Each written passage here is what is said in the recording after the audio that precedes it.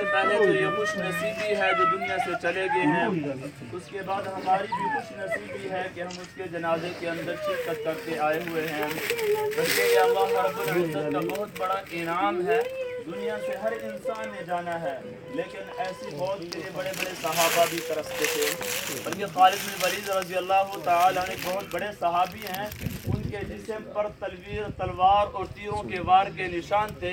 وہ چارپائی پر لیٹ کر زندگی ہار رہے تھے، وہ رونے لگے تھے۔ اس صحابی طرح میں چارپائی پہ مر رہا ہوں، یہ آج میں تلواروں کے نیچے مرتا، میں اس لیے رو رہا ہوں۔ یہ میری موت تلواروں کے نیچے آتی، اس لیے میں رو رہا ہوں۔ تو یہ تمنا کرتے تھے، اس لیے جو ہماری ماں کو بہن کو یہ موت ملی ہے یہ عام موت نہیں ہے۔ آپ صلی اللہ علیہ وسلم نے ارشاد فرمایا، جو ہی شہادت کا قطرہ زمین پر نہیں گرتا، اللہ اس بندے کو پہلے اپنا دیدار کرا دیتا ہے۔ اس زمین پر قطرہ نہیں گرتا، اللہ پہلے اس کو